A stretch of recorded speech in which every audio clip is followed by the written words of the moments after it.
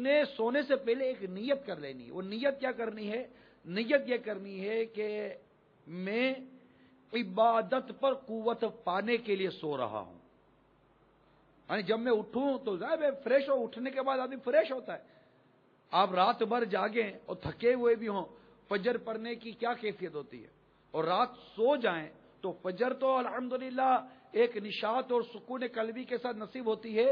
ملنے والوں کو تہجد بھی نصیب ہو جاتی ہے جب آرام ہو جاتا ہے. تو آرام سے عبادت پر قوت نصیب ہوتی ہے. آج بھی سوچے، ہم سوتے ہیں کہ صبح کام پر فریش ہو کر جا سکوں، نوکری پر، کاروبار پر، کسی وجہ سے کوئی بھی مطلب ہو سکتا ہے.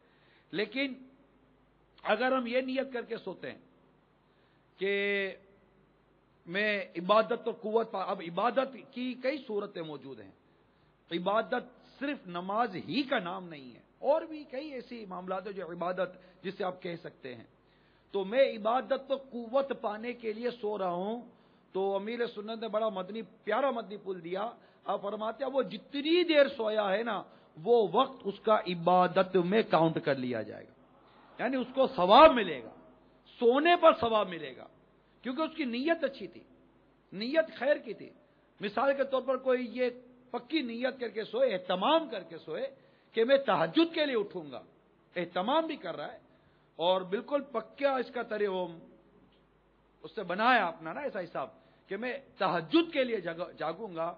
روایتوں میں آتا اگر اس کی تہجد کے لیے آنکھ نہ کھلی تو اللہ تبارک و تعالی اسے تہجد کا ثواب عطا فرما دیتا ہے اور اس کی نیند اس پر صدقہ کر دی جاتی ہے. تو یہ اہمیت کو سمجھیے کہ جو ہمارے شب و روز ہے، یعنی یہ نیت کر کے بندہ سو جائے تو اسے پتا ہے کہ یہ 7 گھنٹے 6 گھنٹے جو میں سوؤں گا تو میری زندگی کی گاڑی تو چل رہی ہے نا. سونے سے ہماری زندگی کی گاڑی رکتی نہیں ہے. کہ اگر ہماری بالفت کے عمر 63 برس ہے تو ہم کہیں کہ جتنے گھنٹے سوئے وہ 63 برس وہ مطلب اس کے علاوہ ملیں گے، تو ایسا تو نہیں ہے.